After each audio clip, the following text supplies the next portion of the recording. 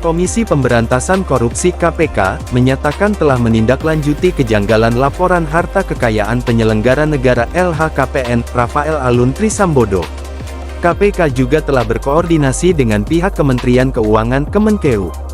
Hal ini menyusul adanya dugaan harta tidak wajar pada Rafael Aluntri Sambodo dalam LHKPN pada tanggal 17 Februari tahun 2022 untuk periodik 2021, total kekayaannya sekitar 56 miliar rupiah.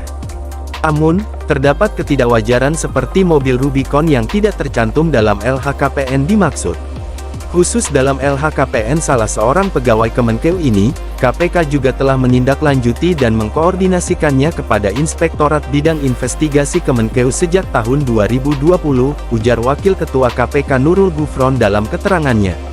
Gufron mengatakan, hasil analisis pemeriksaan LHKPN kerap kali digunakan sebagai instrumen penilaian pendukung dalam promosi jabatan di kementerian, lembaga, maupun Pemda.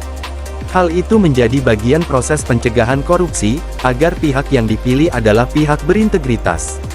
Selebihnya jika ada laporan atau penyelidikan terhadap pihak penyelenggara negara, kata Gufron, LHKPN dapat juga digunakan untuk mendukung pengungkapan suatu perkara tindak pidana korupsi ataupun pencucian uang (TPPU), serta upaya pemulihan asetnya. Penerapan ini sebagai integrasi strategi pencegahan dan penindakan KPK. Dalam melengkapi pada upaya pendidikannya, KPK juga telah intens melakukan edukasi dan sosialisasi pengisian LHKPN, agar para penyelenggara negara melaporkan LHKPN secara patuh tepat waktu, dan yang tidak kalah penting adalah diisi dengan benar sesuai faktualnya.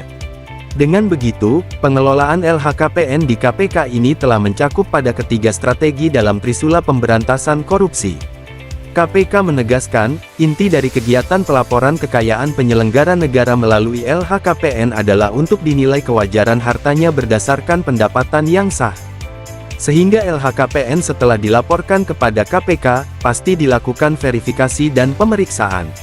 KPK mencatat selama 2022 telah melakukan pemeriksaan terhadap sejumlah 195 LHKPN, dan tahun sebelumnya 2021 sejumlah 185 LHKPN. Baik dalam konteks pencegahan korupsi maupun dukungan penanganan perkara tindak pidana korupsi.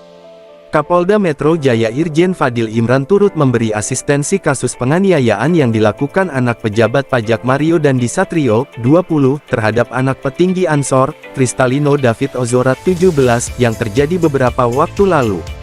Kabid Humas Polda Metro Jaya, Kombes Pol Trunoyudo Wisnu Andiko mengatakan, bahkan dalam penanganan kasus itu, Kapolda turut menghadiri gelar perkara yang saat ini tengah dilakukan Direktorat Kriminal Umum Polda Metro Jaya bersama Polres Metro Jakarta Selatan. Hari ini beliau langsung memimpin melakukan asistensi dan juga gelar perkara terkait kasus yang ditangani Polres Metro Jakarta Selatan. Dikatakan Trunoyudo, dalam penanganan kasus tersebut, pihak kepolisian tengah fokus mengenai dua peristiwa dalam pengusutan kasus tersebut.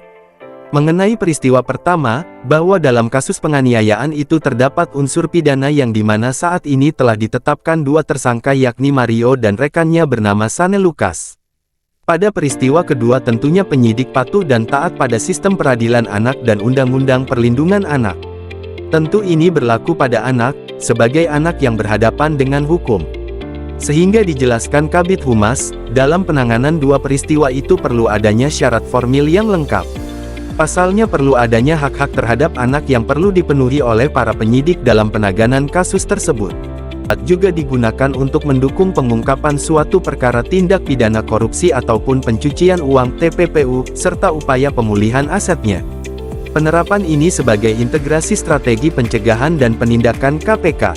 Dalam melengkapi pada upaya pendidikannya, KPK juga telah intens melakukan edukasi dan sosialisasi pengisian LHKPN, agar para penyelenggara negara melaporkan LHKPN secara patuh tepat waktu, dan yang tidak kalah penting adalah diisi dengan benar sesuai faktualnya.